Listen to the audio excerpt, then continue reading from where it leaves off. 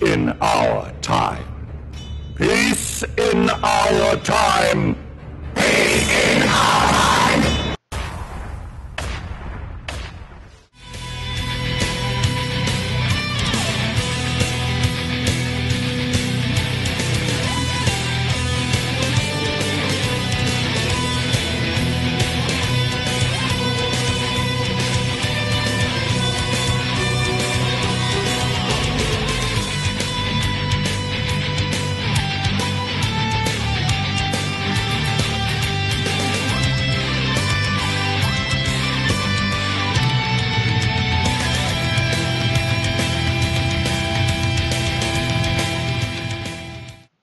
Okay. Good morning, Doctor. We have lost contact with Ceratrix, one of our leading Time Lord strategists. He was last heard from in the area of the Thousand Worlds, a region of space currently controlled by the Daleks. We are afraid that if he is captured and interrogated, then the Daleks will learn critical information that may alter the balance of the Time War. The Thousand Worlds is protected by a null zone field that prevents time travel, so we cannot enter the area ourselves. Your mission, should you choose to accept it or not, is to enter the area of the Thousand Worlds, behind Dalek lines, locate Ceratrix, and return him safely to Gallifrey. As always, if you or any member of your force be caught or killed, the High Council will disavow any knowledge of your existence. This holo recording will self-destruct in 5 seconds. Good luck, Doc.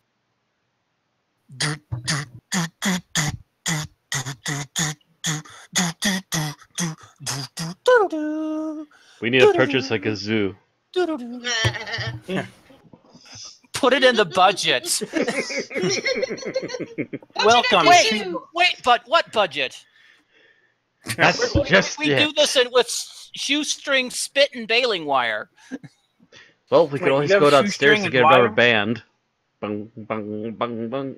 Welcome to the 177th episode of an Unearthly podcast, streaming live on the 12th of October 2016, and featuring The War Doctor, The Thousand Worlds, written by Nicholas Briggs, and starring the voices of John Hurt as the Doctor, and Carolyn Seymour as Rejoice.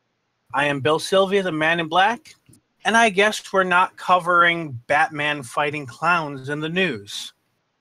Along with me are Mad Matt Winchell, I'm still waiting for Friday the 13th to come out. Randy Ronson McCulloch, What's this about Batman and clowns? I've apparently been out of the loop. Da-da-da-da.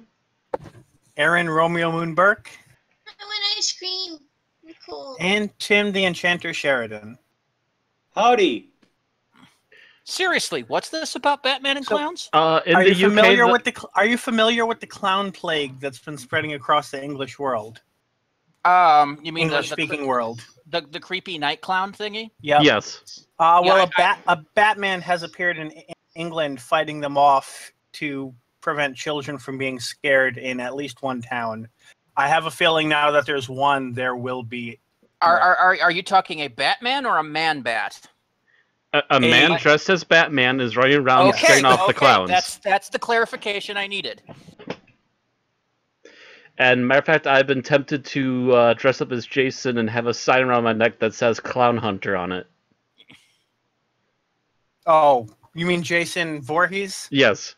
Okay, because we're from Batman, I'm thinking Jason Todd. I'm like, wait, so you go about to dress as the Red Hood? No, I'm sorry. I thought you meant Jason and the Argonauts. I don't know. I would be creeped out more if Batman is fighting a clown near me, because I will immediately go, oh shit, it's the Joker. And that's creepier than any street clown. Unless it's Pennywise, but only if Tim Curry's playing him. I haven't seen float anything down of the new here. Pennywise, though. You can't beat Tim Curry's creep. Do you have Prince Albert in a can? Well, you better let the poor guy out. Okay, so, was there anything else before we went to the news? Not particularly. Don't think Okay, going once, going twice, sold. There's actually not a lot of news today, but there's some big things. First of all is our birthdays, of which we do not have a lot of. First of all is Brian Blessed, a man we would not normally have in our birthday listing because he's only ever been on one serial of Doctor Who. But we mention him more or less constantly, and he is such a large, bombastic character, we could not help but report on his 80th birthday, which was on the 9th of October.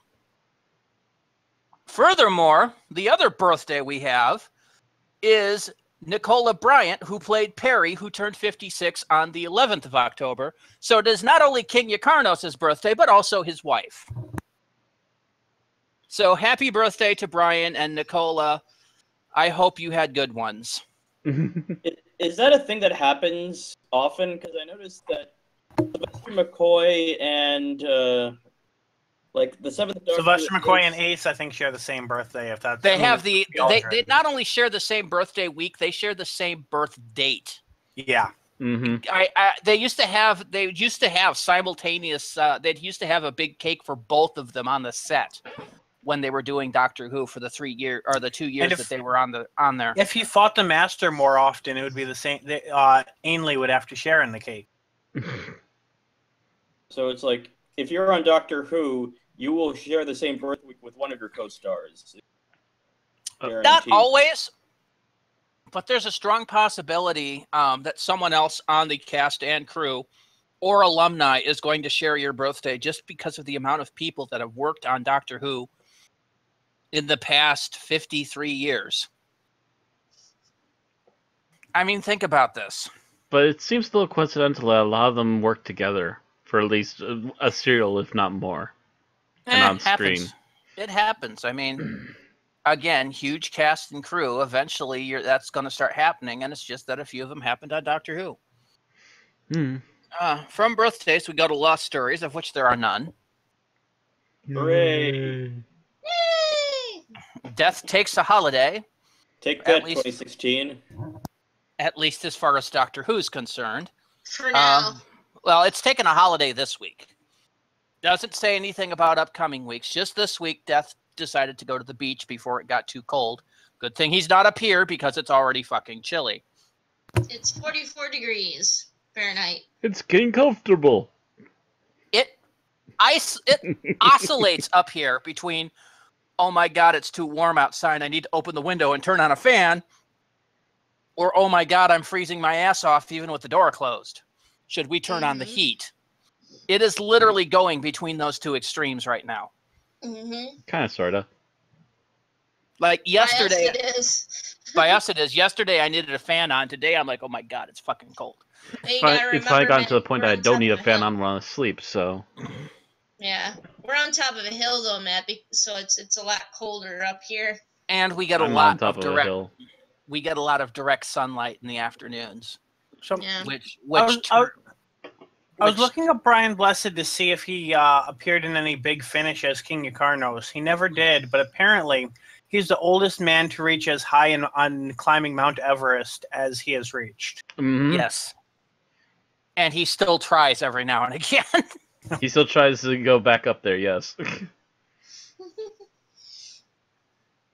All right, so that takes us to our episode news, and we have quite a bit of news here. Not a ton of stories, but they're big stories. We don't have a lot of news outside of the episode news, but yeah, this is our big area. Ooh, it's me.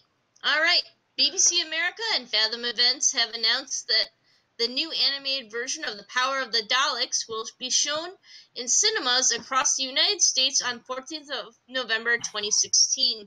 A few days before it premieres on television at 8:25 p.m. on the 19th of November. The showings will also feature bonus content, including interviews with members of the original cast. Ooh. So we might actually have to think about going to that. Yeah, I think I'll be going to this one. I love going to the Fathom events for Doctor Who. I'm eventually hoping the BBC will get a clue and actually make a Doctor Who movie. Even if it's not with the current Doctor, even if it's with John Hurt or Paul McGann, I would be there with fucking bells on for that, guys. This almost makes up for the fact that I keep forgetting the English name, Shin Godzilla. The fact that Shin Godzilla is not in any of the theaters near me. Fathom events always seem to be, so this will be dead. Well, that's the Fathom, funny thing is I've been looking for Shin 2, and apparently they stopped going to the theater that in Madison on like Thursday, unless there's supposed to be an update. I'm not sure why it did that. how long has it been out? It's been out since yesterday, and it's supposed to only run until available the for 18th. 1 week. Yeah. It's a Okay. one-week special event. Yeah, It wasn't going to get an American theatrical release. Yeah, apparently it's being shown tonight at Point Cinema, but I can't tell if it's being shown past that. Yeah, it's not. They're not saying. And it's the only close by place that I know of. Is that the same as Godzilla Resurgence? Yes, Mhm. Godzilla Resurgence is the American. Is the Okay. English title. That's what I was trying to remember. Yeah, it looks like it's out on Friday. It's here tonight. It's here tomorrow night. Out on Friday. And I can only get to these things on weekends, so fuck you. Well, if they only had a one-work showing, that means that last weekend it was here and now it's gone. No, Just yesterday this it past started. Monday, It's the not 10th even been was 3 days. Yesterday was the first day. It's I think 8 A days. Tuesday through premiere? Tuesday. Yeah. Yeah, because it's not a regular premiere. It's a special 1 week. Limited showing thing. Yeah. Yeah. Well, you'll just have to wait till it comes out on video. I don't know. They should have just had Fathom run it, and then it would have been in. Probably. Then it wouldn't have been so bad. Because they would have gotten more. They would have gotten more press behind it. That too. But then it would have only been here on a Tuesday. But every time Fathom has to show something, I swear around here, they have to put out extra showings. Like every time. Underestimate how popular it'll be. Every time they've done something with Doctor Who here, they've had to put out extra showings because it literally just buries them. But yes, so Power of the Daleks is going to be in theaters, so you might want to check your local theaters. If you know your theater does Fathom events, it's probably going to be there. Might go to that. I'm also contemplating maybe seeing if I can find the new Phantasm when it comes out to the theaters. Apparently, Fathom's big thing at the moment is they're showing a classic 20th anniversary of Space Jam.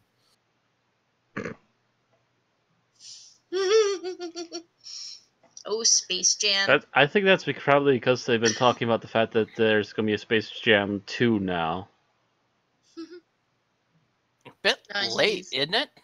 It is a bit late, so. and they're actually getting a different main star for it too, so shrug shoulders. What else did they recently announce a sequel for? It was something equally out of the blue. I don't know, there's been a lot of out of the blue stuff. Yeah. Anyway, should we go further on the Yeah. news? Yeah, let's continue. We've also gotten our first look at Doctor Who Christmas Special 2017. YouTube. Yeah, it's a YouTube video. I watched a bit of it. Part of it is scenes, and part of it is behind the scenes, Right. which is kind of cool. Apparently, it's going back to New York from the looks of things, considering we see Nardole holding up a sign that says, "I love New York" or "I love NY," which, you know, New York has been kind of a go-to place for Doctor Who, considering it's been there, quote, been there, unquote, for Daleks Take Manhattan, and then was there for Angels Take Manhattan. And then, Well, it depends. Was this Nardole or was this the actor?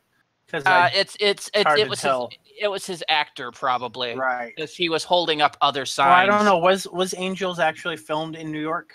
It was. At least scenes from it were. Unlike with Daleks in Manhattan, where they did some scenery shots in there, and then built sets and blue screen for the Doctor to interact in. They actually did take Matt Smith, Karen Gilliam, and Arthur Darvill to New York for some of the stuff. For some location shooting, probably. Yeah, like where they're having their little picnic. That was on location. Mm-hmm. I don't know if the 30s, I think, was a set. Because it's kind of hard to find a place in New York that still looks like the 30s. What do you think, Tim? You're a resident expert on New York. I think the 30s looks like, because I haven't seen any place that looks like the 30s either. Yeah, And I remember the 30s. That's what I've thought. There's been a lot of urban renewal in New York. So trying to make stuff look like New York would be during the 30s is tough. There's a few buildings, but you have old buildings next to new buildings. Well, I think the Chrysler building looks about the same. Yeah, the Chrysler building hasn't changed. The Empire State Building hasn't changed. The Empire State Building has probably been in more episodes than some companions. The Statue of Liberty hasn't changed, but you've got these buildings, these classic buildings, right next to modern skyscrapers, and that You say the Statue of Liberty hasn't changed, but think about the episode you're referencing. Yes, but completely different to that. I am talking about the real world and not Stephen Moffat's fevered imagination. I am talking about if you're a movie maker saying, I want to film a scene taking place in 1930s New York, are you going to be able to do it in New York? And I believe both Tim and I both think that answer is no. You're going to need to do it on a set. Not. Maybe you can find someplace in Jersey that looks like 30s New York, but I don't think so. Yeah, on a small scales, yes, but the skyline is going to probably have to be all artificial. Yep. So I think the scenes where Matt Smith and stuff were in modern New York, and we're sitting there with their picnic or in the cemetery, I believe those were actual locations in New York. Those are probably actual locations, and maybe the small outdoor bits when they're just looking at a little bit of road might have been, but that could have also been faked too. Yeah. That actually was filmed in Central Park. Yeah, I thought that was. But of this video, what actually stands out to me the most is that Nardole does not have Ramon in his. Yeah. So either the Doctor is picking up Nardole from before last Christmas's episode, or stuff's going to happen. We also see a scene that looks like somebody be taken in for some non-elective surgery, if you know what I mean. Involuntary surgery. Or at least a bizarre examination of some point in some kind of C-shaped lab or conference room or something. Kind of hard to tell. The big C-shaped thing? Yes. Looks like a series of tubes on counters. Yeah, it looked like a lab of some kind. So yeah, it looks to be some Series sort of of lab. tubes. Now that's a meme I've not heard of in quite some. Test tubes and beakers and other strange sciencey gimmicky things in big glass containers.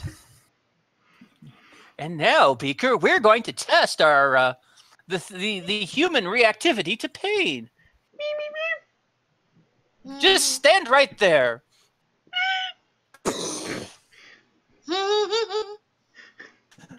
Okay. Also, with this, we got the title for the Christmas special, The Return of Dr. Mysterio, who is apparently going to be a superhero that's part of this special. You see him briefly. Correct me if I'm wrong. Isn't that the name of the show in Spanish-speaking countries? It might be. And they might be... I was trying to find sources for that, but I could have sworn in the past we had mentioned that. It's possible. And it's possible that that's a lampshade to that. All we know is that there is a superhero that we see that looks as close as we're going to see to Arrow in the Doctor Who universe, which would be, by the way, an awesome crossover that the Arrow guys would love to do but can't. Pretty much. The exec producer of Arrow's going, yeah, could we borrow Peter Capaldi and a TARDIS for about 3 days of filming in Vancouver? But they can't because Warner Brothers like, no. God damn it, DC. I would love to have an episode of Legends of Tomorrow where Peter Capaldi comes up and goes, actually, you're doing it wrong. Here's the thing, though. I'm starting to think that the superhero guy is not actually Dr. Mysterio. Really? What, because he's got a giant G on his chest. I know. I've been trying to figure out what the giant G on his chest is. So maybe the title is actually a reference to the Doctor himself. Using an alias? Using an alias. Superhero alias? Maybe. Possibly. I see the G on his face, and I was like, "What is he? Gizmonic Man? Mystery Science Theater? Anybody?" Mm-hmm. Yeah. G for Gallifrey? I don't think so. That would be raise so many interesting. more eyebrows. Captain Gallifrey? Captain Gallifrey. By your powers combined. Oh, it's just I was thinking Captain America style, but that too. I'm sorry.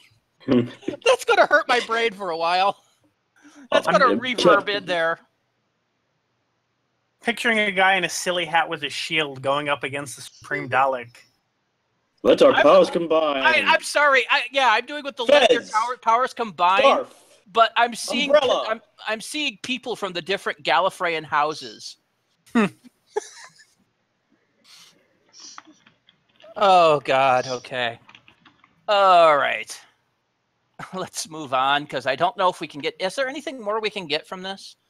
Other than it's in New York, it's a Christmas special. There's a superhero involved. He's got a giant G. There's already a meme featuring Edna Mode criticizing Dr. Mysterio on his use of capes. No capes. Yes. But in the defense of, I have to say, in the defense of certain superheroes, if you do your costume without a cape, it looks stupid. Superman, the cape makes the costume. Are functional, yes. Batman's Try to imagine, and I will be talking about Superman later, but Superman without a cape looks dumb. At that point, he's just wearing a strongman outfit. Yeah, and then there's also Batman who has the hang glider cape. Yeah, would also look dumb without his cape. Spawn without a cape would just not even be the same. That thing is massive. The thing is sentient. That's because it's alive. It's sentient. Doctor Strange can kind of pull it off without the cape, but the cape makes it better. The cape means that he's being super fancy about it, yes. Yes. Any other superheroes with capes?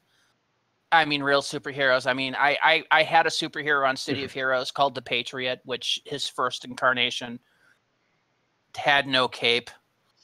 And everybody looked at it and went, that looks dumb. Yeah.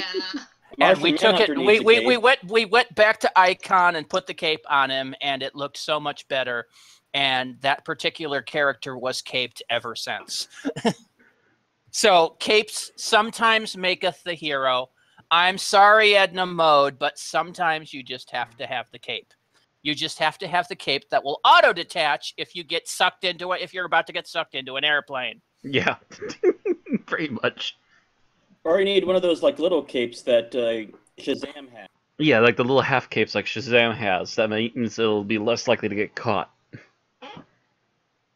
Still, I looked at it. It looks very heroic. It looks very modern heroic.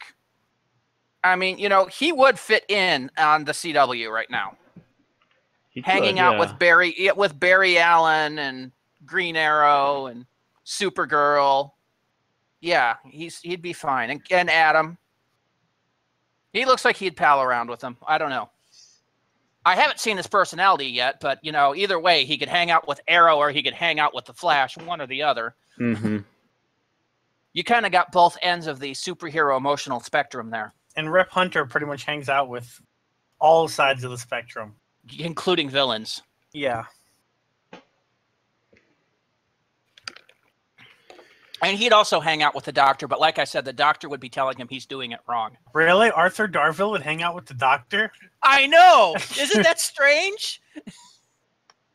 But yeah, I think that's our point to move on. Yeah, I think that is. I'm sorry, I was just looking at City of Titans. They're putting in capes now. Of course they are. Anyway, it's still you for the move on. Oh yeah, that's right. Classic series writer to contribute script for Series 10. Hey, Bill, you think maybe they're bringing back Eric Soward? That's a possibility. Is he still active? He's still alive. He's 71. He's still, and I mean, that's the thing. He was in from early 80s. Doctor Who ended in 89. So it has to be, it's probably going to be somebody from 80s and onwards, because most of the guys from the 70s are dead. I mean, Robert Holmes died. I think there's one guy who's still alive who was one of the script leaders back then. And he's already been announced that he's doing stuff, but it's not writing a story, I don't think. If Philip Hinchcliffe did writing and not just producing, at least of Doctor Who in the 80s, I would think it might be him, but I don't think he wrote any episodes. I think he only produced. I think he actually did do a little bit of writing. Hinchcliffe? Let's look it up. Anyway, we know two options at least then. Yep. All right, so Doctor Who showrunner Stephen Moffat has confirmed that a scriptwriter from the classic series of the program will pen a script for the upcoming series. This will be the first time a writer from the original series, which ran from 1963 to 1989, will contribute to the revived series. Graham Harper has contributed to both runs in 1984, 1985, and from 2006 to 2009. All right, and of course this was announced at New York Comic Con at a panel that Moffat was at. So I'm trying to find what Sayward is doing now, but all I can tell is that he hasn't really worked in TV since he left Doctor Who. You're right. Hinchcliffe hasn't done anything. He was mostly a producer. I thought he had worked on one of the scripts with somebody. But no, it's going to be Sayward. It is going to be Cartmel or somebody from that Cartmel era. Oh my God, the Cartmel master plan is back. No, I don't think so. Mm-hmm. But I mentioned before we started airing to the guys when we were chatting about this, knowing the way the Doctor Who community is, whoever it is has probably been active with Big Finish in some way within the past 30 years. Well, Big Finish hasn't been around for 30 years, but you know what I mean. Has Nicholas Briggs actually written any Doctor Who, or is he just a performer during the original He's run? written Big Finish, but he hasn't done anything for New Who other than voiced out. He started with fan productions with the audio visuals, with which he wrote, directed, produced, and starred with other people in, and then kind of grew in the Doctor Who fandom from there. Okay. Huh. I wonder if it's Ben Aranovich. That thought had crossed my mind. He was he Remembrance or was he Silver Nemesis? He was Remembrance and Battlefield. Okay. Yeah, I wouldn't mind seeing him come back. And and I think he might do Big Finish, doesn't he? No, but he's been in other stuff, and I think he's co-wrote some audios with Andrew Cartmel. And Cartmel has done some audio stories. I don't know if they're Big Finish or if they were general audio, but that's a thing. I don't see Eric Sayward as being involved in anything Doctor Who recently. I don't even know if he does anything. The only thing I'm even seeing him as having done since he left Doctor Who is like DVD documentaries for Doctor Who episodes. He's done some stuff for short trips. Okay, that didn't show up on IMDb, so it's probably like prose stories, right? I don't know. He's contributed a short story to the Short Trips collection. That's all he said. And that's about it. So I doubt it's Sayward, but it could be. But this is definitely something that I'll probably spend some free time looking into just to see who else is likely. Yeah, it's kind of hard to tell because, like I said, it's I mean, you're pretty much looking at anything from Bidmead's era onwards, any of the writers that were involved. But if they're naming this, it's probably a regular writer. Yeah, I believe it's either one of two things. It's either someone that would not get attention unless they announced it this way, like a minor writer who wrote one episode, or a really big name that they're trying to build up hype for. Yep. I think if it was someone in the middle, someone who's like fairly well known but not well loved, like a Pip and Jane Baker, which I'm not actually. I'm trying to see if they're still writing or not. Oh, okay, there's Jane's no longer around, but Pip is. But I don't think they would announce it in this quite this way. Yeah. Well, we should also mention some of the other writers that they're bringing back. Yeah. The person who wrote In the Forest of the Night, Frank Cottrell Boyce, and Sarah Dollard, who wrote Face the Raven, are coming back, as well as Mark Gatiss is also coming back, and Mike Bartlett, who is known for writing for Dr. Foster. So those are some of the other writers coming here. And it's not something, and those names are not something I'm, overly thrilled with, because the In the Forest of the Night was not one of my favorite episodes.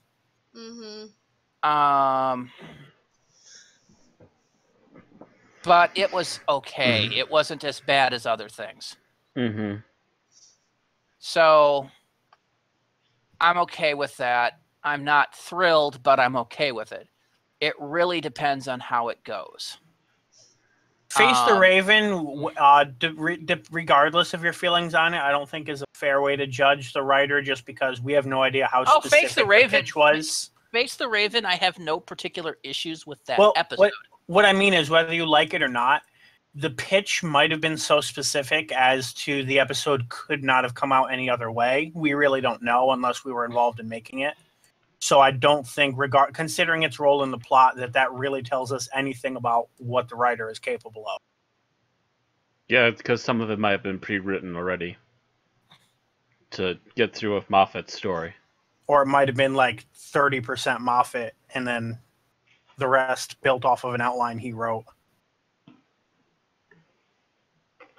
It's possible. Like I said, it's going to be, it's going to take a while to figure out somebody's writing style. You can't take one episode.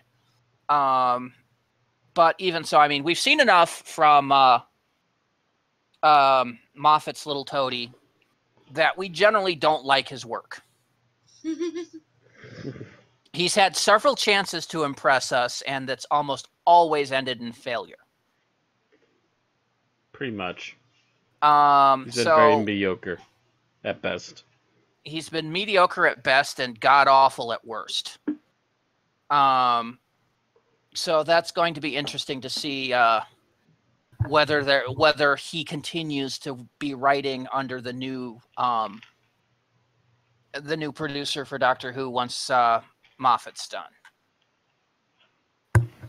or whether the new guy's going to do some house cleaning. Chibnall, I mean. Yeah. Couldn't remember his name for a moment. Okay. Care to move on, Aaron?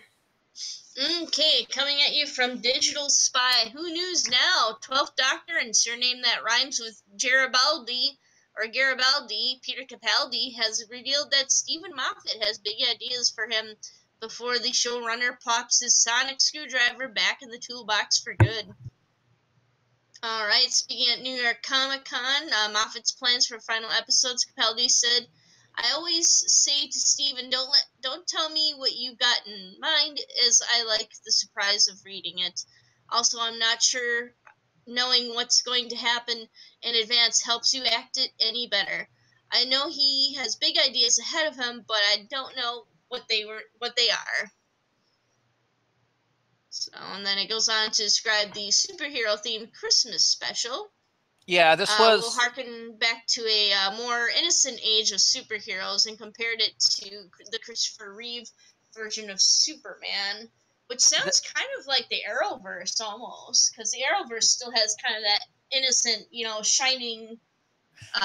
Depends on which part of the Arrowverse. Well, yeah. If it's Arrow's pretty freaking gritty. But then you've got the Flash and you've got Supergirl, which are fairly positive. Even Legends of Tomorrow are, that's still kind of gritty, but also really kind of shiny and cool. It's kind of in the middle. Yeah.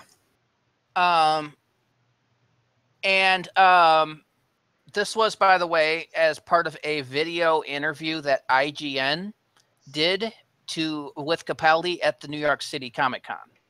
So it's on Internet Gaming News, but it's a long interview. Yar. All right, so apparently Bill is also going to be coming from kind of a smaller world. She's going to be more realistic. She won't be like the uber fan Clara who knew all about the Doctor's past and everything. That was a mistake. Bill's going to be a little bit more in the dark about a lot of stuff. So we'll get to see her meet Daleks or meet monsters for the first time that we may have seen the Doctor fight before. So it'll be interesting. Yeah, we'll see how long it takes for Moffat to shove her in his wheelhouse. Bring back the Ice Warrior. Random note: the article links to another quote by Moffat, probably from the same event, in which he says they're probably not doing another multi-Doctor story until the 100th anniversary. I guess it's really easy to say that when you know that you only have one more season to write and that it's not going to happen then. Yeah, well, yeah, because Russell T Davies said, yeah, we're not doing multi-Doctor stories.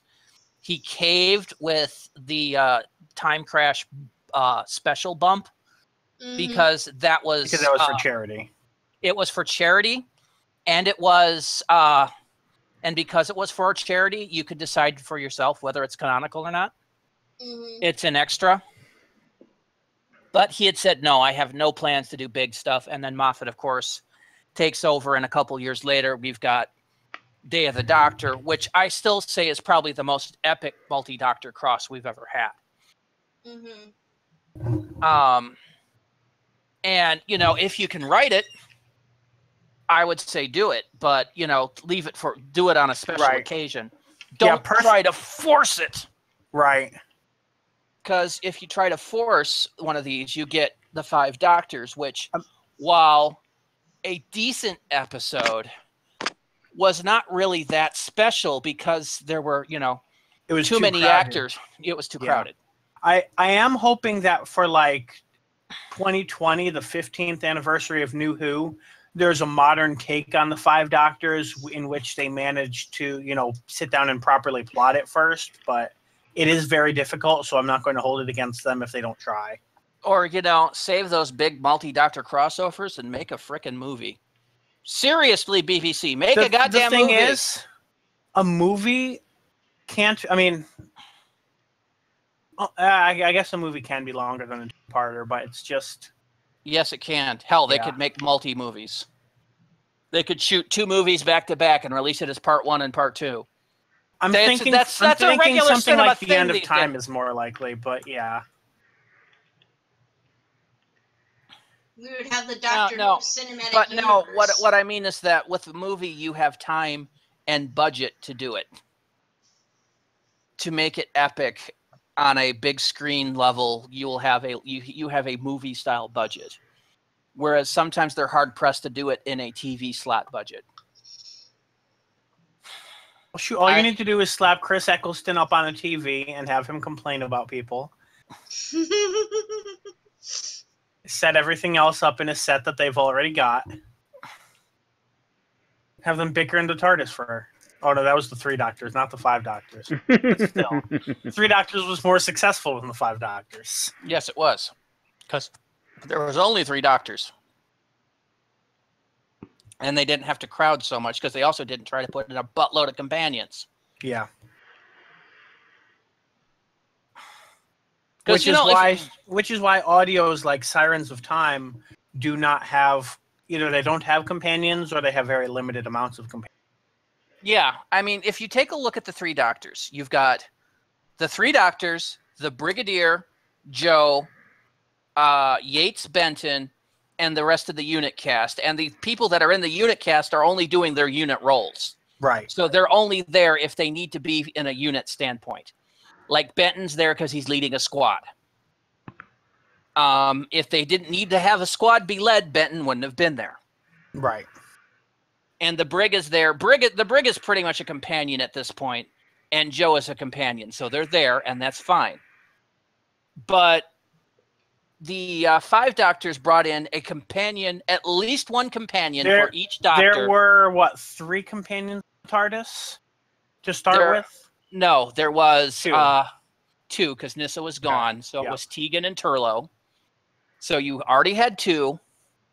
Then you had the first Doctor and Susan, the second Doctor and the Brigadier, the third Doctor and Sarah Jane, fourth Doctor and Romana, but they never actually appeared, and then those 2. So you had... And then you had... They shoehorned in a few cameos. Zoe and fake Jamie and... Yeah. Yep, and fake Mike Yates and Yep. fake Liz Shaw. And it just kept going on, and it just got so bogged down. If you do these multi-Doctor episodes, you've got to remember KISS. Keep it simple, stupid. Put in who you need to and only who you need to. Don't try to make it everybody in his orchestra. But by comparison, Big Finish's Sirens of Time, I think, had 1 companion per Doctor, except for the 3 deceased Doctors, who I don't think their companions were referenced, but they didn't really appear. And I think that story worked fairly well. It didn't feel too crowded to me at all. Well, it also, I think, sometimes depends on the writing. I haven't listened to Sirens of Time in years. I would have to re-listen to it. It is, after all, the Big Finish audio that kicked off Big Finish audios. I mean, did I say? I mean, I didn't mean Sirens of Time. Light at the End. Sorry, I was talking you meant about Sirens of Time you meant Light. Yeah, that kind that was meant to refer to Light at the End. Yeah, you got me confused, Bill. No, Light at the End had Sorry. issues. Light at the End had a lot of issues. It did feel crowded to me. It got crowded. Okay, so that's an example of your mileage may vary as well. Yeah, and also the ending kind of felt ad hoc on Light at the End. I'll agree with that, but that's a separate issue. Mm-hmm. It got to the point where I wasn't sure who was what and what was who. Oh, I kept that straight just fine. Anyway, shall we move on? I suppose. I guess Rambling enough. On we shall move. Because we're rambling and we're not really talking about the news. So Yeah. we go from episode news to spin-off news. Yay, spin-off news. So, there have been released 2 trailers for the spin-off Class. 1 teaser and 1 official trailer. Both released on the same day, mind you. Way to flub your advertisements, the purpose BBC. of a teaser. They released the teaser and then they released the trailer like an hour later. So I'm kind of wondering what the hell was up with that. And basically the teaser is nothing but the Doctor saying, I'm the Doctor and I won't be in this show all that much, so you have to do it yourself. Yep, that is the teaser. Pretty much. It's kind of a Dr. Epic speech that he's giving these people, and apparently that speech is going to be in the show because it also kind of features into the trailer. Or at least a version of it will be. Yes. Yeah. I'm the Doctor, and I won't be here all that much, so you have to handle it yourself. Yeah, and then the trailer has more scenes and even more scenes, most of which are kind of random at this point, so we can't make much out of it. There is a wonderful bit at the end, which I believe is the response to the Doctor's epic scene where you've got the teacher going, you think this lot is going to be able to deal with all the things that are coming out of these rifts in time and space? And one of them goes, rifts in time and space. When the other one goes, it's like a hellmouth. Yep. And it's like they shout out to Buffy, Once Upon a Time, and Vampire Diaries, like in rapid fire succession. I'm like, yeah, I'm gonna like this show. I think they also mentioned Supernatural. They might. I'm like, yeah, it's gonna be full of pop culture references that I'm gonna get. I'm gonna like this show. I love love the Doctor's reaction to all this. His reaction is just kind of, I think they kind of get it. It's like, oh god. They do a bit more, even though now we finally have a name for her, even though it escapes me right now. They do a bit more to build up the mystery of what makes this teacher figure so formidable and yeah, she what has, exactly her role will be. She seems to either be an alien or something. She has an epic speech moment in there too. Yeah. Mm-hmm. So she's going to be the Doctor / Sarah Jane / Captain Jack of the show. Although she seems to be a little bitter about it. Yeah. Also, the trailer also has one of the kids going, "Would you believe me if I said I'm not from this planet?" And the other one's going, "Yes." Yeah, the other kid's kind of like, yeah, and nothing new there today. You get the feeling that this is going to become Jaded, the class.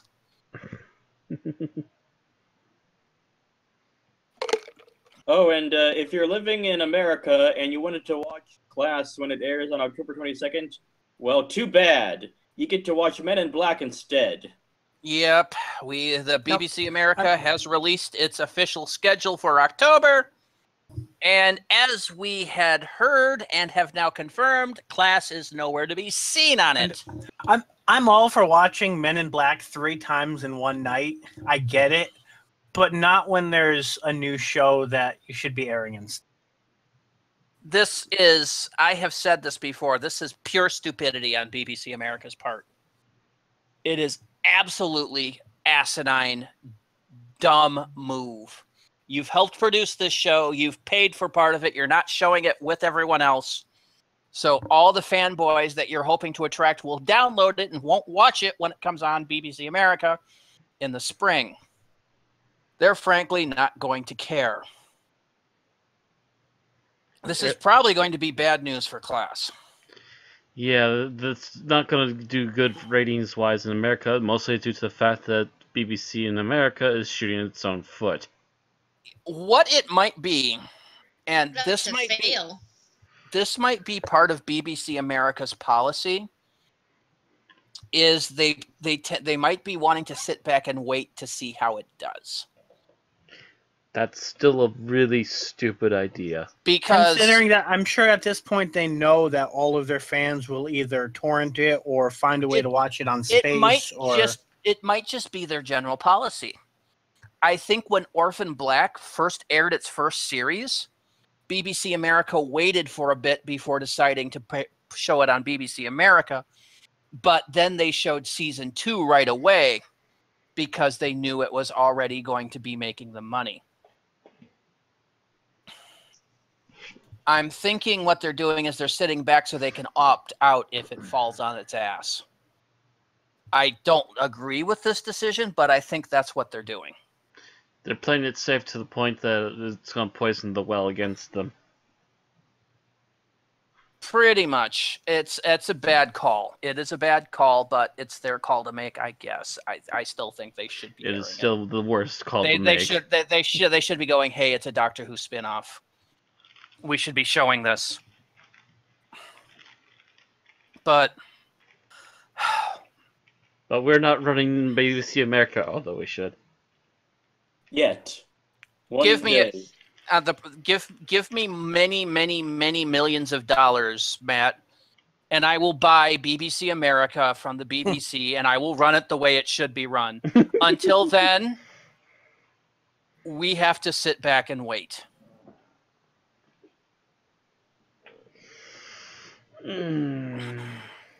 All right, so I think that does it for our spin-off news and most of our main news. We only have a few little articles left, one of which is from the world of books.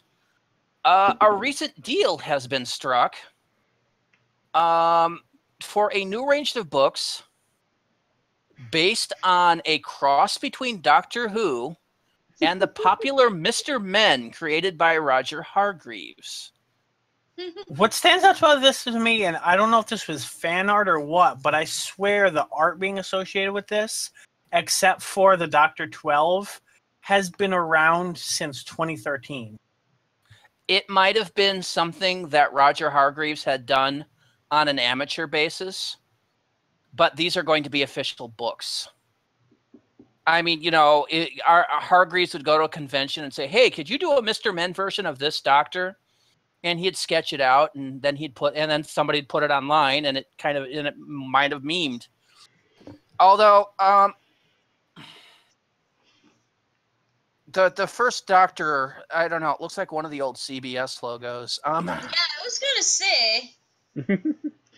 CBS or PBS. PBS logo. Yes, you are correct. The PBS with the Yeah, P PBS. as a human face Yep. Mhm. profile, I should say. It also looks a bit like George Washington. It does. It looks like if somebody dressed up the PBS logo to look like George Washington. Honestly, does. But anyway, this is Penguin Random House again, a publishing company that makes my brain hurt. BBC Worldwide, and they're all of this is going to be a series of children's storytelling books that are going to be coming out. There's going to be 4 books that will be available in spring of 2017.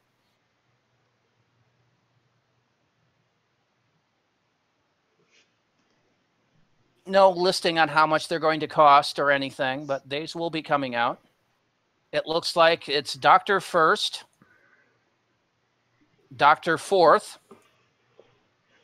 Dr. 11th, and Dr. 12th. Mm-hmm. Dr. 12th looks entirely too happy. He's clearly most recent series. Yeah, they're definitely trying to cash in on his rock star persona from the last series.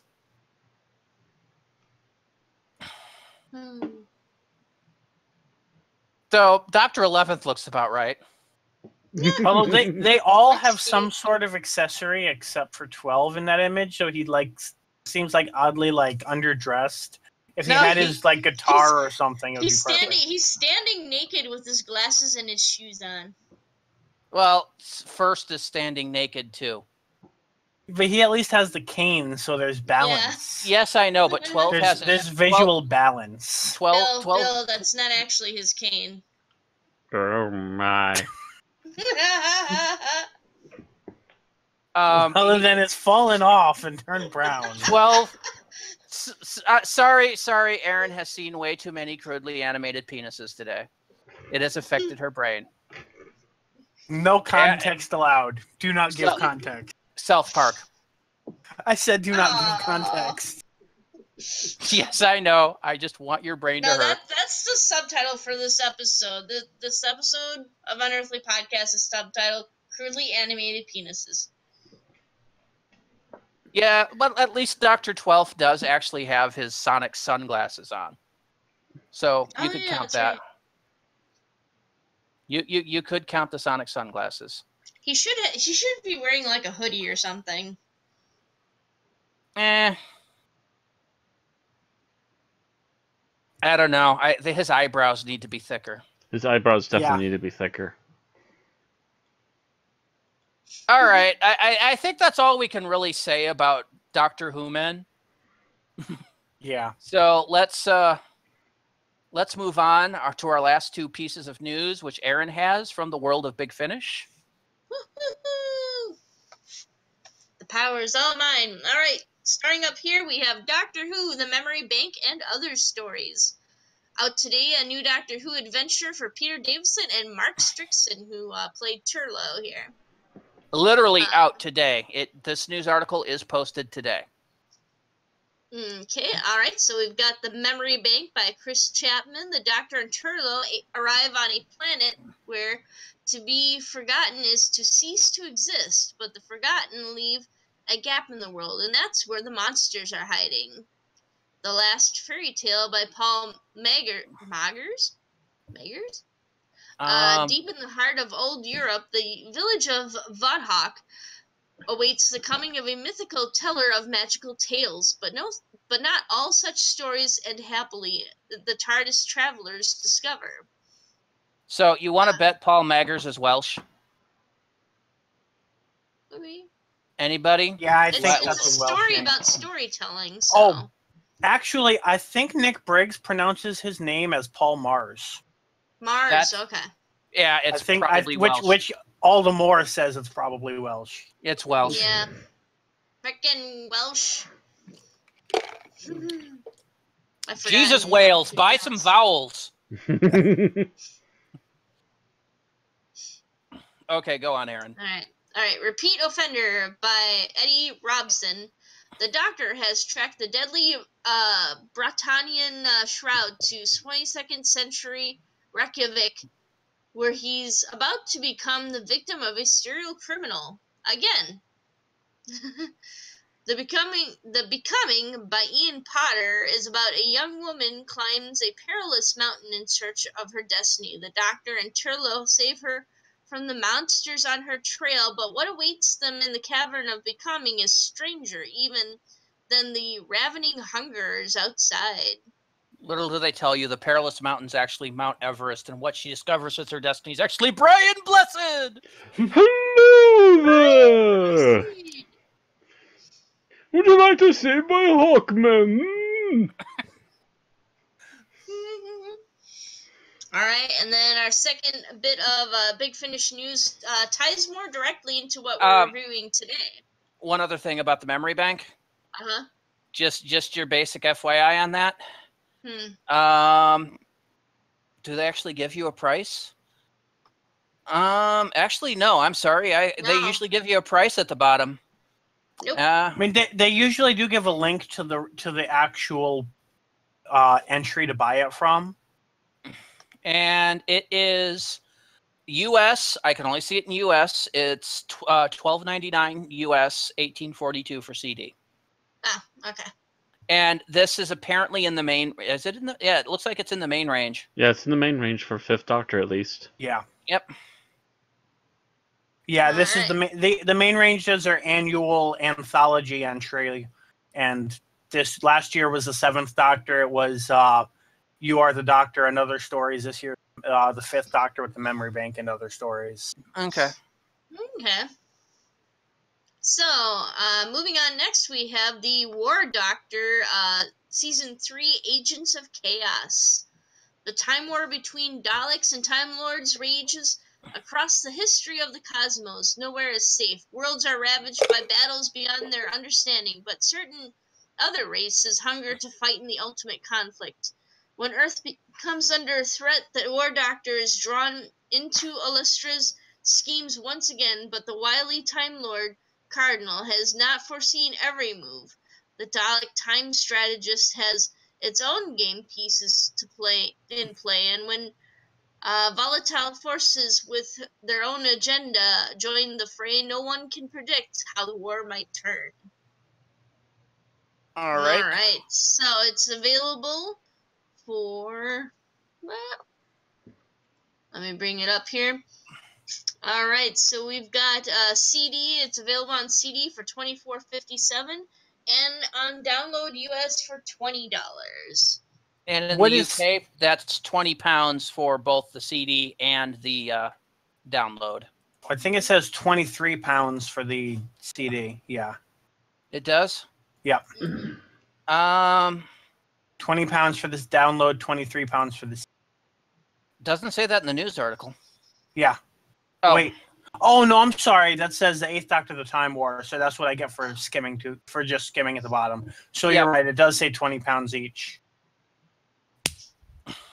And it seems what they're doing with the prices is that for the US, they just convert the pound to dollar directly, and then for the CD, they do the actual math. And as you can see, the pound is very low right now. Or they upscale it for shipping. Because that's Judging by the fact that it's a 57, I think, because I think they do a separate shipping charge. okay.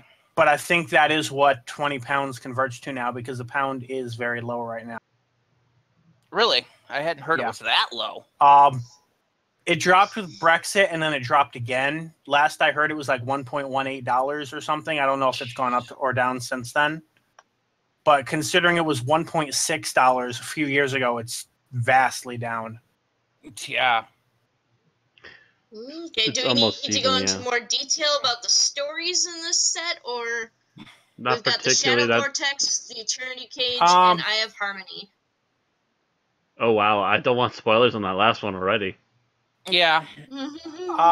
Well, We very will- very briefly, there's an Earth story, and there's a story in which the Centaurans, jealous of the Time War, try to lure the Time Lords and the Daleks in. I don't think we need to read the full. Ah, so they're not actually part of the war still. Right. Yeah, they're they're jealous trying of to being get left part of out, it. and they're trying to. Have you join heard in. all these yet, Bill? No, or I'm just. I'd already skimmed the synopses last week. Okay. So All yes, they are still not part of the Time War, even though they are involved in this particular story. Mhm. So yeah, the pound is now worth $1.22 at current exchange rate, and it's still dropping like a stone. People are actually are actually converting their pounds to U.S. dollars because the Brexit thing has also, I believe, crashed the euro. The euro, which was one of the strongest currencies going, and it's dropping too. It's dropped, but it's held steady. So Brexit may have saved the U.S. dollar because our economy hasn't exactly had a great run of years. Well, it might have helped keep us the dominant world currency. Sorry, go finish. Because you could go abroad in most places, and people would accept local currency or U.S. dollars. Right. And it was kind of being changed to local currency or the euro. And now that's going to go out because there's a whole lot of, even before Brexit, there's been a lot of European Union stuff going on, and it's not stopped now. The economic collapse in Greece. Mm-hmm. I think a couple of other countries have been teetering on the border. Spain's been on that border for a while. And yeah, the euro might be collapsing, which means the dollar will be the dominant force again in international trading. But this is not an economic forecast. Yeah. Real quick before we move on, have we already referenced the last line of that article? Which article? The War Doctor. I haven't said anything on it. The fourth and final box set of the War Doctor will feature the return of Louise Jameson as Leela. Oh. And there is a clip of her that available. So they already know there's only going to be 4 sets. Yeah, 4 sets, and then the prequel with the 8th Doctor. I'm wondering if the 4th set is going to end with the Doctor basically saying no more. If at the best, unless they specifically contradict the novel Engines of War, the best they can do is lead into that. Of course, there's always the possibility they may one day get a deal to adapt it in the future, but as of now, that's not the case. I would not be shocked if the sales on this have been high enough that they turn around when after set 4 comes out and says, "Hey, we're doing another 4." Hey, we got set 5 coming. Anyway, that's the news we have. Yep. So I'm going to move on. We have a little bit of other sci-fi and fantasy news. We are now in week 2 of our season premieres for domestic shows, one of which aired right before the podcast last week, and we didn't get a chance to talk about it. And that's Arrow. Now we love our CW here, so season 5 is starting off a little shaky.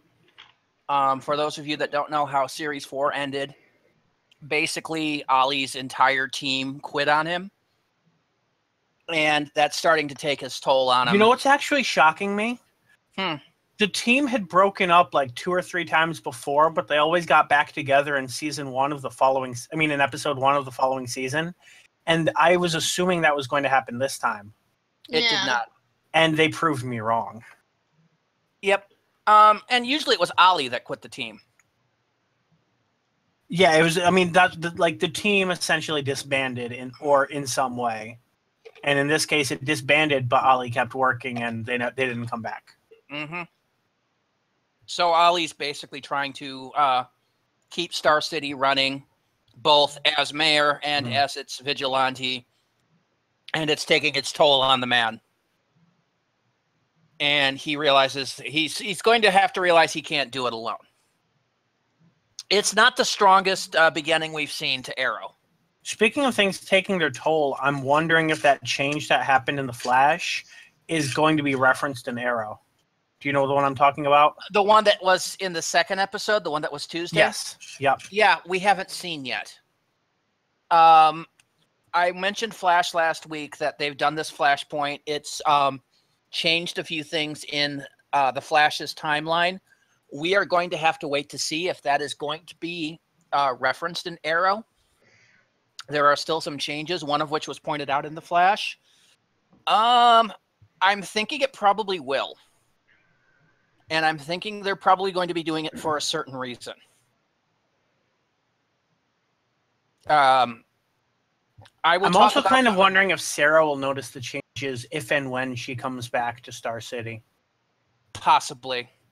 We'll find out. We might find out a little more in tomorrow's Legends of Tomorrow, which looks like they're going to have a grand old romp through time. It has a little bit of a Bill and Ted feel by the look of it. And if they use a water metaphor...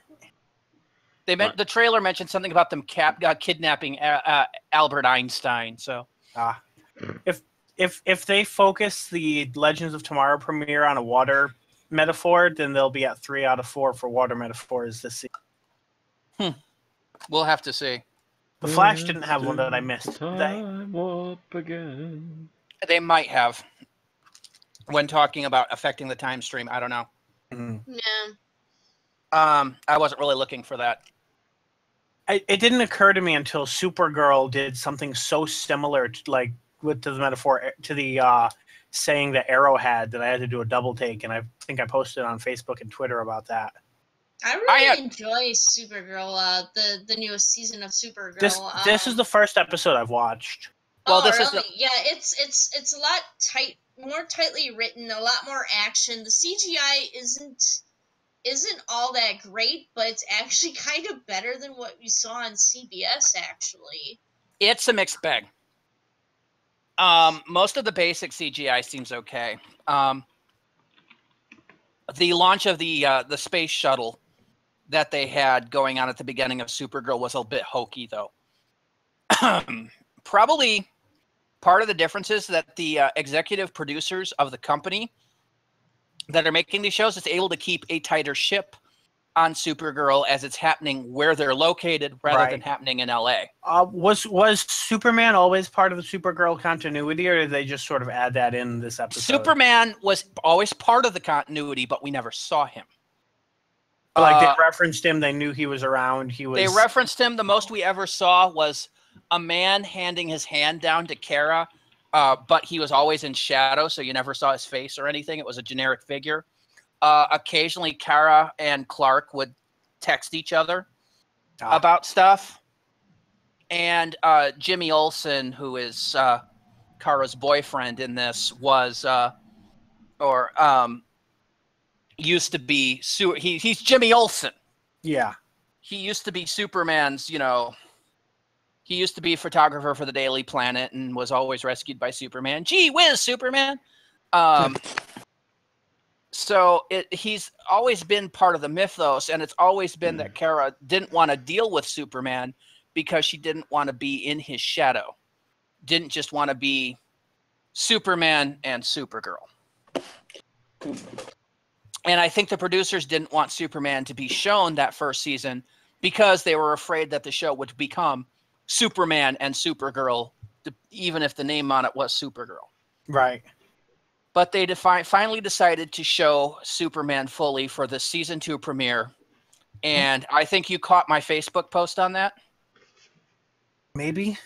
I said that Supergirl showed us a Superman in more Superman than a more proper Superman in 5 minutes than we had seen in 2 movies in the DC. That's right. I didn't remember that was your post because I think a lot of people have expressed different versions of that thought recently. It's he's cheerful, upbeat. He flies up to help with the space shuttle, and he's like, Supergirl, nice to see you. He's all cheerful and that. Whereas you expect his teeth to sparkle when he smiles. Oddly enough, that's my only problem I have with the actor that's doing him. is he had a grin at one point, and you could see a yellow tooth. Oh, I'm like, really? I'm like, really? You guys couldn't have, sent him for a teeth whitening before that scene? Oh, well. But that's the only thing. The rest of the time, he is obviously, and the show has obviously been taking cues from the first Christopher Reeve movie. Do you see Clark Kent? He's talking to Perry White on the phone. He's stammering. He's wearing an outfit that looks like it came right out of Christopher Reeve's wardrobe from the first movie. He's great at it. They also made a couple of other Superman references in there. One of the other main characters that they're introducing is Lex Luthor's sister, who is now the head of Luthor Corp because Lex is in jail. And she gets into a helicopter and goes, I hate flying. I know statistically it's the safest form to travel, but... And then when Superman comes into the alien office, I can't remember the name of it off the top of my head, and he meets Wynn for the first time. Wynn's like, so tell me, when Lex caused all these earthquakes in California with the missiles, which is a reference to the plot of the first movie. Oh, and there was a third reference. Oh. Cat Grant got a new executive assistant because Kara is being moved to a new position, whose name happens to be Miss Tessmacher. And occasionally she'd get pissed off, and you hear Clarissa Flockhart's Cat Grant go, Miss Tessmacher! I'm like, seriously, guys. My favorite superhero franchise is part of canon again. It's not just I don't think it's going to be quite that. They're very obviously throwing it in there though. They're not. It's not going to be exactly. It's not going to be exactly Christopher Reeve Superman. Don't care. It's close enough for me. We can infer that events that are somewhat similar happened in here, or they happened in an alternate universe. Well, we know that the Zack Snyder films are supposed to be an alternate universe of the. We're not talking about the Zack Snyder films. We're talking about the. Christopher Reeve. That's what I'm talking about. Is the original ones with Christopher Reeve in them. So maybe they've got another alternate universe. They're like, hey, yeah, we're just going to kind of slip this in here.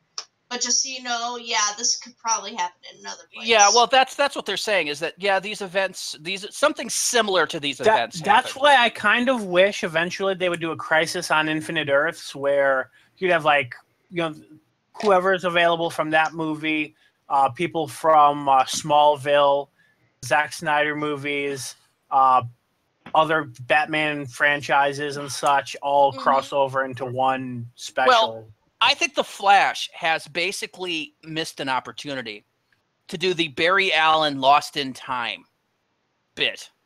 And they could have just done these as CW bumps as he was trying to correct the time stream and getting into other areas. And it would have been great to have him, you see the entire cast of, Justice League getting in a pose, and you have Barry Allen zoom up and go, nope, not right, nope.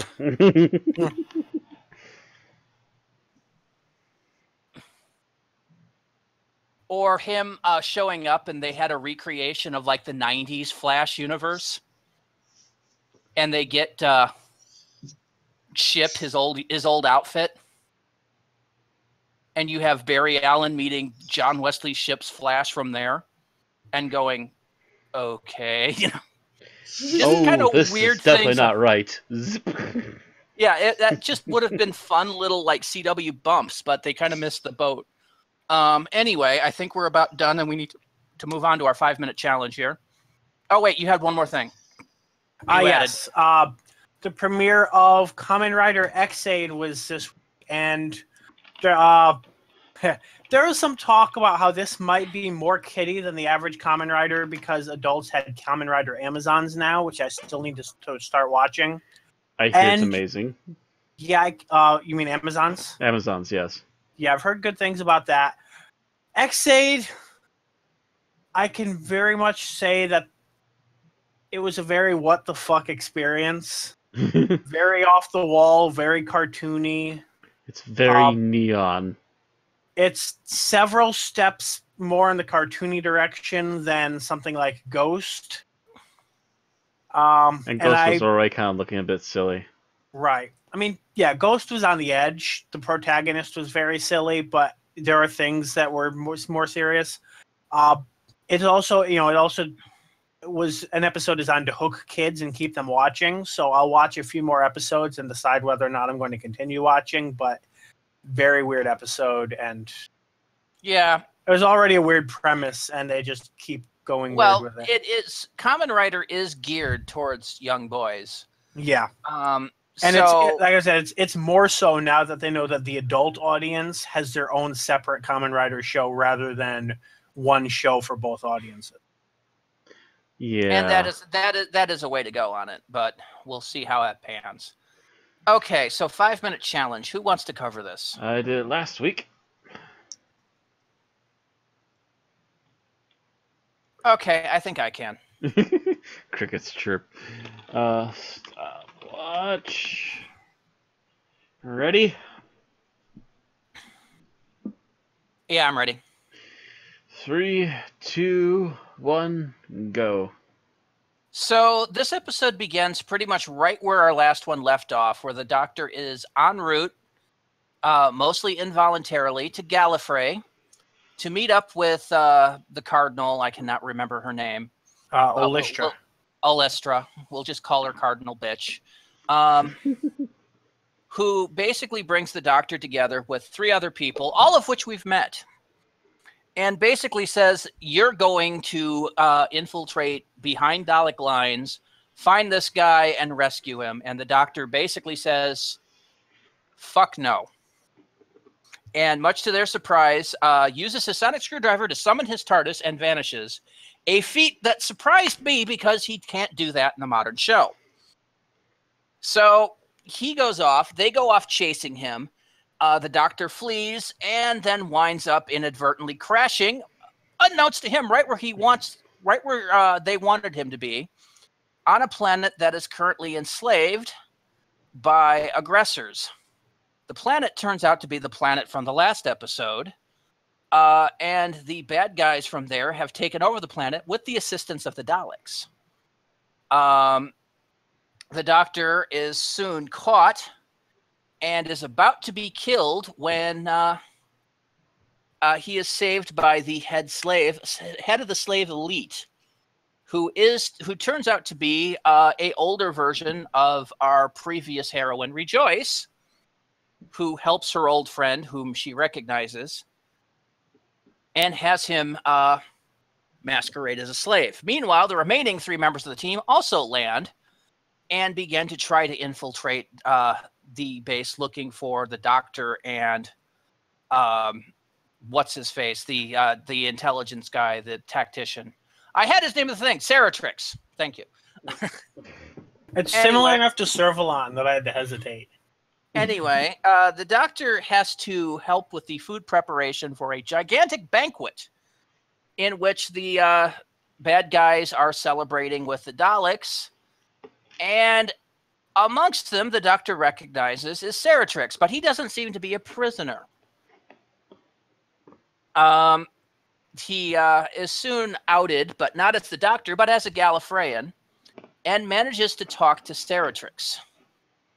And he discovers Saratrix is not actually a prisoner and is actually trying to broker a peace between the Daleks and the Time Lords.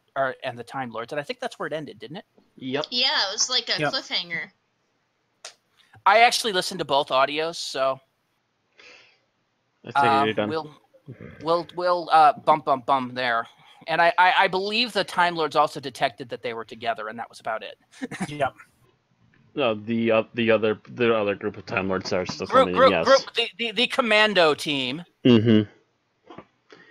So, you managed to do that in 2 minutes, 54 seconds. Well, it's only an hour audio, and it was pretty straightforward. Mm-hmm.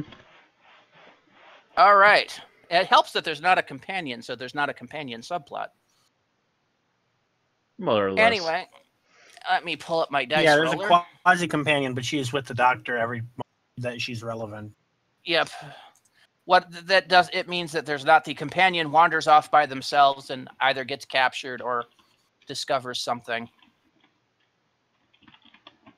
All right, so Matt, something you liked about the episode? Oh, something I liked about the episode. I like how everything is story-wise is tying itself back together again. We had this accidental incident that happened sometime in the past, and all of a sudden it's just just shoehorned right back into the same spot by accident, and there's a bigger plot going down. And as usual, the Doctor can't always predict what the bigger ripples are going to be when he helps somebody. And it's time to go back and rescue them again. Yeah, I have to agree with you. It reminds me a bit of the Ark. Yeah. Where the Doctor, does something and then goes 100 years in the future and has to see the consequences of what he did. Mm-hmm. And it's kind of like this. He did his best to save these people, though. It's actually not his fault what happens. Yeah, he couldn't predict that the dogs are going to come back. At best, it's the fault of the Time Lords for yanking him out. Mm-hmm. Mm-hmm. All right. Bill, how about you? I think I kind of like how they, when it felt like we were giving up on Rejoice and kind of aborting her start as a new character, the fact that we went back and kind of got to see her, even though we didn't get to see her evolution up close, we still get to see the character as she grew and, as an adult and a leader after the fact. Yeah, they actually got a different voice actor for her in this one. Yep. Mm-hmm. Interestingly, I don't know if you listened to the behind the scenes, but apparently, even though the two Rejoices were never in filming at the same time, but they managed to, I guess, work out certain mannerisms that they had in common to unify the character. I don't know if it was intentional or coincidental, but they referenced that. Nice. I did not listen to the behind the scene. I had enough things to do today. All right. Aaron, what did you like? I kind of liked how, at first, the Time Lords and the Veclin and Bennis, and I can't remember the other guy's name, but they seem kind of bumbling. They seem to just kind of be off on their own, almost as if they've been abandoned in favor of pursuing the Doctor's, story, because, it is a Doctor Who story. But then in the end, they seem to kind of, become a little bit more relevant. Like, you can see kind of the difference between their philosophies. For example, they're there to rescue the strategist. The Doctor is there once he realizes that's Rejoice, that he does, go back onto getting to strategist too, but he's also kind of interested in the people around him too, the slave race and what's happened to Keska and everything. He's got an invested interest, and these people are just kind of running around trying to fulfill their mission. So I felt like at first they felt kind of bumbling and kind of like they didn't really need to be there, and then later on they provided some empathy and also kind of a different point of view of the events in the story. All right. Just to try to remember our names here. Veclin was the it was the female lead or something like that. Yeah, the squad commander, Alistra's underling that's basically following orders.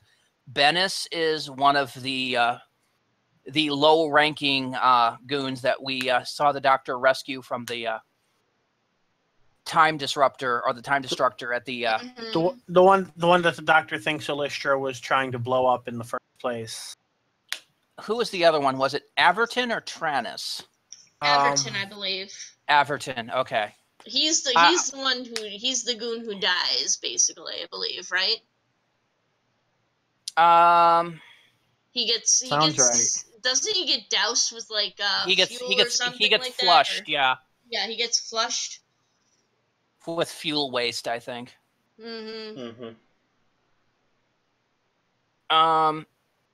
So yeah, those are the characters in there. Well, I think Garv was also the head of the overseer race, the Italians. The Italians, yes. Okay, I'm just trying to remember who is what and what is who. And I think Tranus was the guy that talked to the doctor and asked him for his name. Okay. Sorry, just trying to get our names correct. All right, Tim. I liked how the subject of time travel itself was handled in this. How so? Well, I'm very surprised at how little they do the "it was years for me, but it was only seconds for you" thing. Yeah, I think only Rejoice has a moment like that. And arguably her entire planet. Well, no one else fully recognizes the Doctor. She's the only one that really recognizes him from the moment there, and she has that moment where it's been, so long for me, because it's been like, what, 40 years, something like that? Something like that. Because she mentions it was, it's been a while until that's like 20 years until before they attacked, before they broke through the barrier. But I don't remember if they said that in this one or the next one. But either way, it's 20 years plus slavery. So at the very least, it's 25 years, I'd say. And possibly as late as 40. So it's been at least 2 to 3 decades for her. And here he is. It's been basically 2 hours.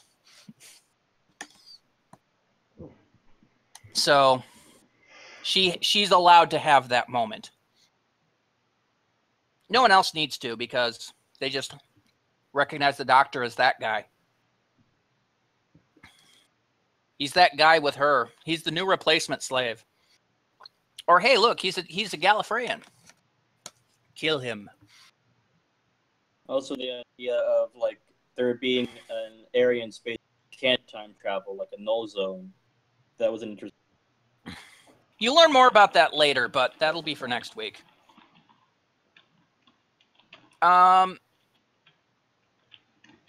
So what I liked is you really get to hear more of Nicholas Briggs's Daleks in this. And it had been a while. And it still sounded fairly good to me, especially with this. It has a bit of the classic feel into it, but still a bit of the modern feel. So he did a good job. And the Prime uses an Emperor voice. Yeah, of course he does. I really wish Briggs could have. I do wish Briggs could have a different voice for sub primes and whatever, or sub emperors, whatever. Supremes, grunts, saucer leaders, and emperors have 4 different levels of voice. But I guess the Prime is, he's trying to say is better, more than a Supreme, but closer to an Emperor. The ego. So and what didn't you like? Pudding. Oh, what did we didn't like? So I back believe to we me. started with you, Matt. Yep. Oh.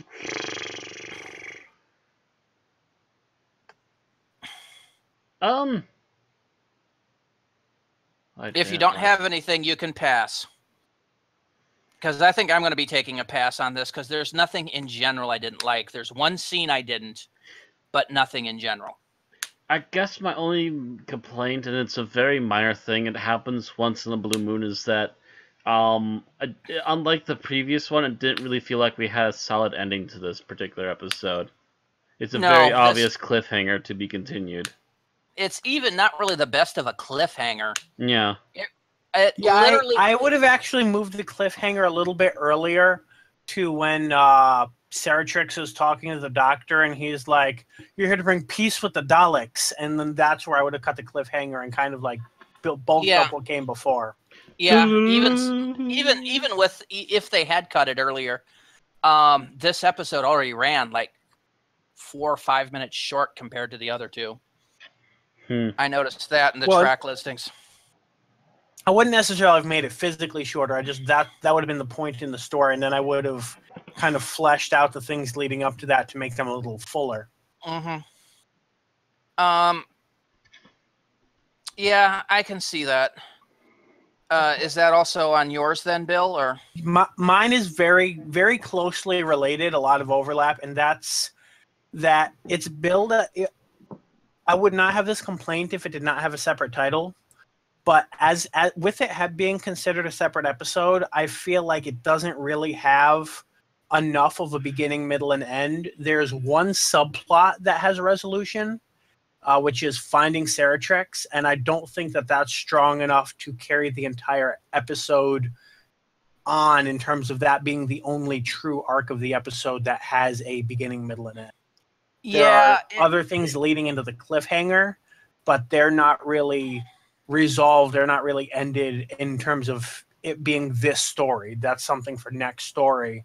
Whereas this story only really has finding Saratrix, and that's really not compelling enough to be its own separate episode.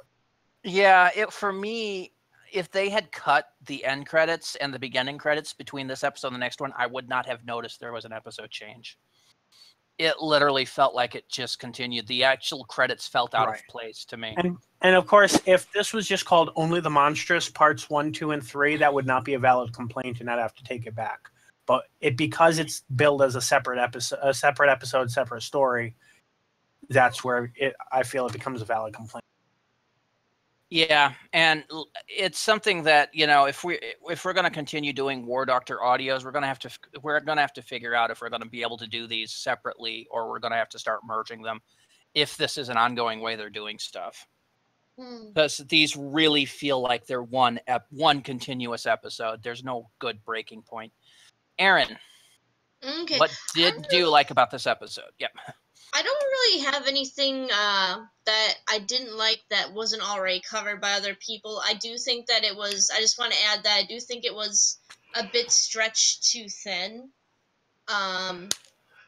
Maybe not even really that padded out either. I agree with Bill that it could easily have just been part 1, 2, and 3. All right. Tim? I didn't really have anything except that it sure was a big coincidence that out of the 1,000 worlds, he landed on that place again. I blame the TARDIS. Mostly the TARDIS' fault. Yep. Okay. And like I said, I'm going to have to take a pass because Matt, Bill, and Aaron pretty much covered anything I had as usual with this on. Just hammer that in. So, scenes that you like. And Matt, you're up. Scenes that I like.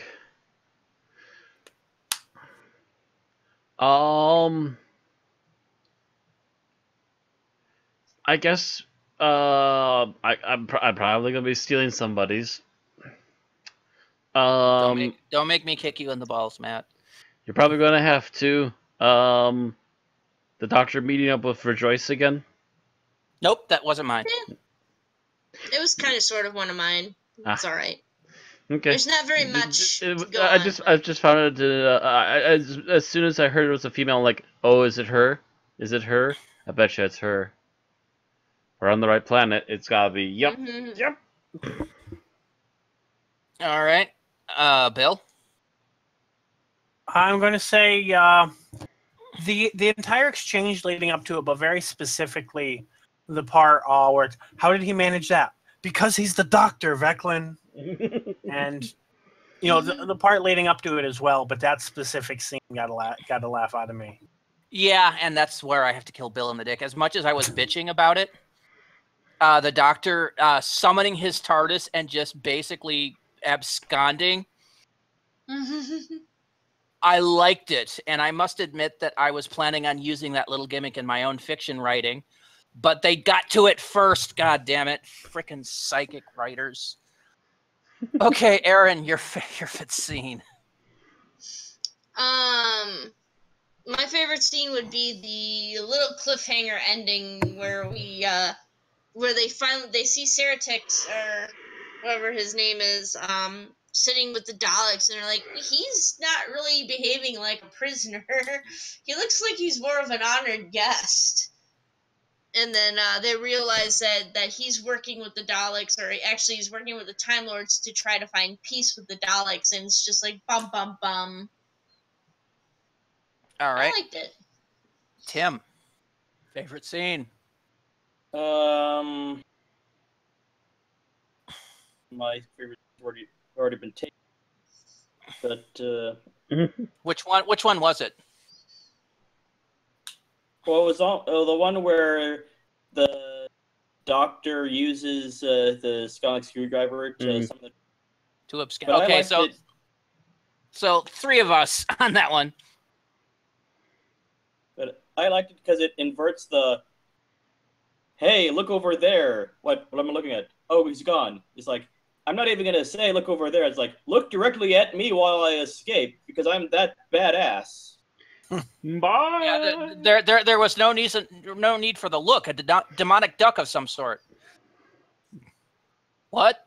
Yeah, no need for that. Hey, look, a $5 a quarter. What? Gone. Yeah, none of that. Yep. He didn't even need to do the, I'll just step in this box and come right back. Nope. Just buy. Yep.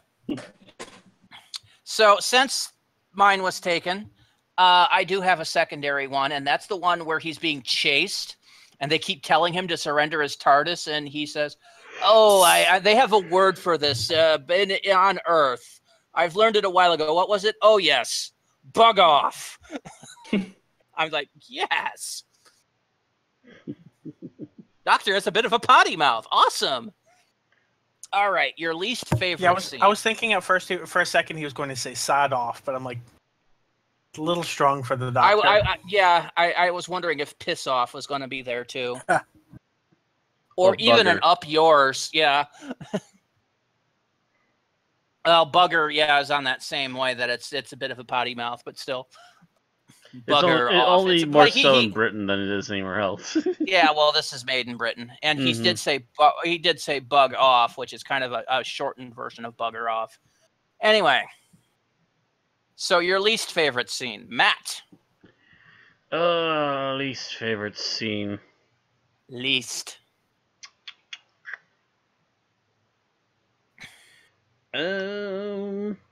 Actually, I'm kind of lukewarm about the ending again. Back to that ending.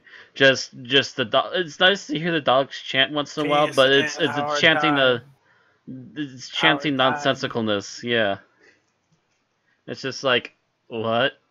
What's supposed to be the big plot here? I still don't get it. Well, yeah. I the Daleks' concept of peace in our time is exterminating all other life. So yeah, that or them becoming the conquerors and everyone else being the slaves. Well, you got to remember that the Daleks are the ultimate genocidal madmen. So if they conquer and they have no use for you, you're exterminated. Yeah, I've always been sort of. But they always need somebody with opposable thumbs. I've been lost on the whole Dalek motivation, to be honest. Like, do they want to conquer the universe or destroy it? Depends Not destroy the universe, but destroying all other life forms would be fine for them because they would meet their artificial evolutionary goal of being the ultimate life form. Basically, the Daleks are the cricket men, if you've ever read your Douglas Adams, Tim. Scarrow was very much of the opinion that there was no other life in the universe. And, of course, then the Doctor shows up during creation and proves them otherwise. So their response is, there's other life out there. Kill it. We are the superior race. Everyone else deserves to die. That's pretty much them. They're the Nazis and everyone else is the Jews. I'm not sure if you've listened to I, Davros at all, but if you really listen to that, you really get a strong idea of what the entire mentality about the Daleks' endgame is, which is essentially them being the thing that outlasts every other living thing, whether by their own hand or by nature. And, once the Daleks have exterminated all other life, they'll turn on each other. This race of Dalek is Generation 3. They're too different from us, so they have to be exterminated. It's just how they go. It'll all end with only one Dalek left. And he will slowly go mad for him being in solitude for the rest of eternity. That's just how it's going to work. It would actually be cool if there's a story where the Doctor just finds himself in an alternate universe where that's literally happened. And the last living thing in universe is like a Dalek Emperor just sitting there talking to himself who's completely lost it. That would be kind of cool. I'd like that. Submit that to the BBC, Bill. All right. All right. Whose turn was it for least favorite? I finished, Yeah, so it's mine. Mm-hmm. And I'm going to go with the pre-credit scene because what's his name? Rejoice's father. He sounds like he's reading off a cue card. Like, the acting in that scene is probably the worst I've ever heard in Big Finish. Okay. Aaron? I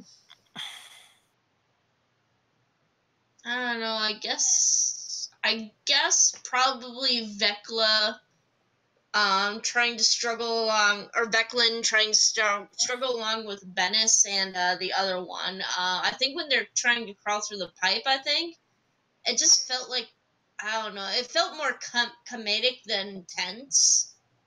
I think it was I think it was supposed to be a mix of the two. Yeah, and they were just kind of bumbling morons at that point, and it's just like, okay. I mean, I get that they would try to lighten the mood, I guess, but it would be, I think maybe it would have been more interesting if they'd gone the more serious route, where they tried to, actually make these people into characters instead of waiting till the last minute to actually have them do anything useful, really. All right. Tim, your least favorite scene? If you don't have one, you can pass. I can pass. I'll pass. Okay.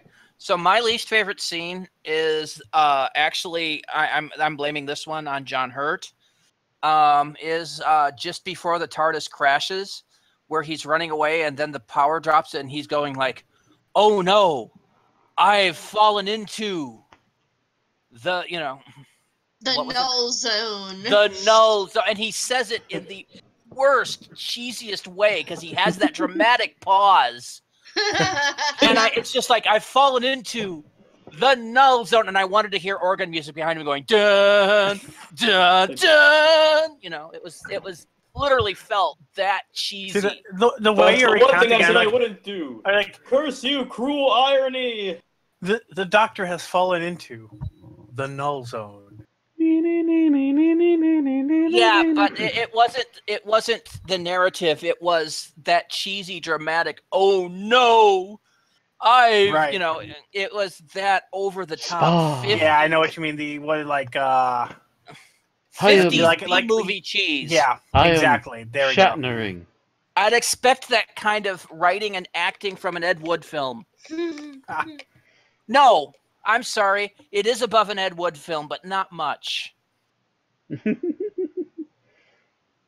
It's just, that was the cheesiest dialogue acted out in the cheesiest way, and I did not expect that from this. That's what happens when he has no companion to bounce off of. Yeah.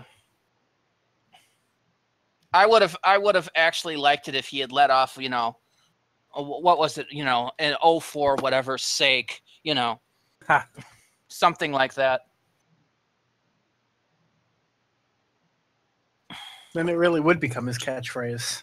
Yeah, that's kind of what I was kind of hoping for. Oh, for Rassilon's sake, I've gone into the null zone. Although I would find it completely hilarious if something like "bug off" becomes his repeating phrase. We'll have to see. All right, so final thoughts, people. I actually need to update the spreadsheet. Oh, final thoughts. So back to me again. Yes. Other than the fact that this is obviously essentially part 2 or a part 1 of 2, because this episode obviously had no real official ending to it. It's just that it ran long enough for them to go, okay, let's cut it. I'm almost wanting to abscond with ratings this week. Actually, hold on a moment, I Matt. actually think that's fair. Yeah, combining the rating. I think we should do a combined rating next week and not have ratings this week. What do you guys think? That seems fair. Bill's fine with it. Is it going to be like a rating for all 3 then, or? No, we did the For rating the for just this one 2. and next week. Yes, just like as if it was a 2-part episode. I'm fine with that. Aaron? Yep, fine with it. Tim? I'm down. Okay. So it is now official. Ratings will be done next week for both episodes. For these 2 episodes combined. Okay, continue with your final thoughts, Matt. We'll still do those. If these plots combined, we'll make an entire whole episode. With these plots combined, I am Captain Gallifrey. But other than the fact that it's actually now officially so lackluster that we have to combine 2 reviews to make it feel like it's a full episode review, it was still very well. It was still very well acted for the most part. It was still a very coherent plot that seems to be at least going somewhere. It's just the fact that they decided to hatchet it into the worst possible moment, but they didn't really have a good moment to stop it anyways. So it's not like a horrible story, but it really does feel like they just had to squeeze in an extra story in the middle, and this is what we got. Not that it's a bad story. I guess that's my thoughts. All right. For mine, I'll say it is a good partial story. I do wish they were more upfront about it rather than trying to be gimmicky with, giving it a separate title. But it does a very good job of setting up a story for part 3 to finish up with. It introduces new characters, and I think they're all done fairly well. Not sure if there's really all that much else to say about it, because again, it is essentially a part 1 of 2 or a part 2 of 3, however you want to look at it. And there's not really all that much to finish saying until part 3. I would say the first one is enough of its own story that you can actually consider that one on its own legs. Yeah, because that has at least a beginning, middle. This one doesn't really. This one has a beginning and part of a middle. Right. Mm-hmm. Like I said, the only thing that has an end is finding Seratrix, and that's too much. That's a subplot. That's not a full story. Mm-hmm. All right. So, Aaron, your final thoughts on this episode? I enjoyed this one a lot more than the previous one. There's a bit more action going on. We have a lot more characters to play around with. And I think they're kind of, I think they did reveal what the drill was for, didn't they? I don't think they revealed what the scientists were doing with the drill. They haven't really. They haven't really said what it's going to be used for. Just that it's. They mentioned that it's going to be used to remove the magnetic core from each planet in the 1,000 worlds. But what they're going to do from there, they have not said yet. Invasion of Earth. Yeah, which is also a cue to the Invasion of Earth, which is also another cue back to a First Doctor story in this. Mm-hmm. So yeah, it was. I enjoyed it a lot more. I enjoyed Rejoice returning. I would like to see her travel around with some of the other doctors. I don't think unless that's already happened. It could happen. I just don't know enough about it. It hasn't yet, but knowing Big Finish, I would not be shocked if all of a sudden Rejoice meets like the 8th Doctor. It'd be it'd be hard to meet any doctor but the 8th Doctor, because all the other they're technically locked in the Time War. And because the Daleks have made a move on the planet, that means she's part of the lock. So it'd be hard to do that. Big Finish might find a way, but it might be hokey. There's always been side doors from what we've been hearing, even from main line. Okay. The moment kind of did away with the lock when convenient for the the plot moment anyway. the moment bypassed it, but the rest of it, and nobody else but the moment could do that. Or which means when it's convenient for the plot, it's the moment's fault. Probably also responsible for Dalek Sec. Or was Possibly, it Dalek Khan? yes. Khan, yeah. Sorry, I get the Cult of Skaro confused. There's not enough space for my name recognition software. Sec was the leader, a.k.a. the one, in your terms, stuck a human up his butt, I believe. I think that was Matt's term. Stuck a human up his bum. But yeah, okay, so Sec was the leader. Khan was the one that fell through. There was also Thay, and I can never remember the fourth one. Well, Either way, Thay and the fourth one both... Jeff? It was Dalek Jast. Jast. Okay. And both of them died, didn't they? I think Jast was the one with the deep voice, right? Well, they all died by the end of Evolution except for Khan. So, yeah. Anyway.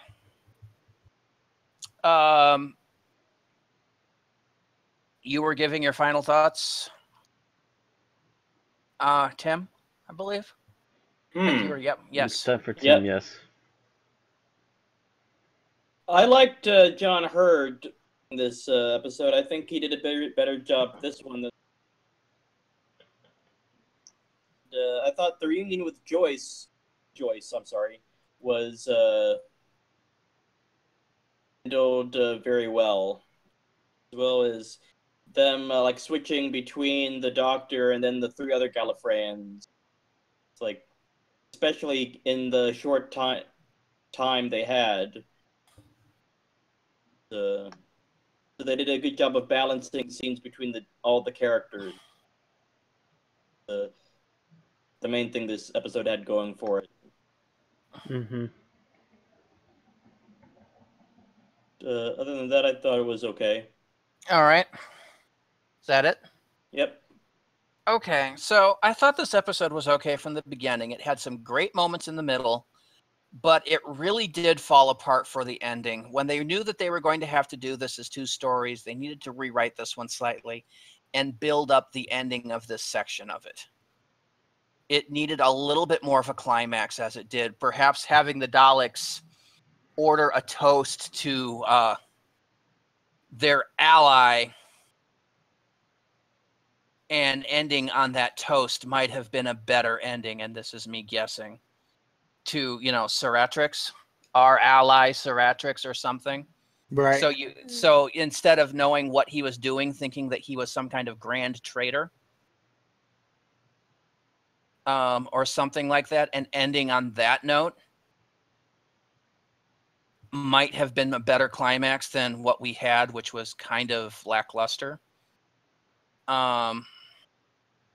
And that does seem to be the problem, is there, for a story, it doesn't have much of a build-up in this. It's kind of fairly level. So it's that it needed to have some spicing up somewhere. Other than that, it's okay. The acting is a bit hammy in some places and a bit phoned in others. But when it's on decently. And Nick Briggs does his usual bang-up job. And, yeah, that's about all I can say about it at this point. So that's going to finish up our coverage for this, the Thousand Worlds. I'll tune in next time when we will do the second half, because it is a second half. Stop lying to us, Big Finish. Care to close us out, Bill? If you enjoy listening to us, please go ahead and like the video to show us you do, and subscribe to on YouTube and Twitch. You can also like and follow us on, or I always mix up, like and follow on Facebook and Twitter. And if you want to support us, you can head on over to patreon.com/unearthlypodcast, or gofundme.com/MIBSpain, and support us that way. All right. And, well, you know what we're saying for next week. We're going to resume this and continue on with this story that we have been painfully interrupted with us. So join us next week for The War Doctor, The Heart of Battle. Still written by Nicholas Briggs and still starring John Hurt and Carolyn Seymour.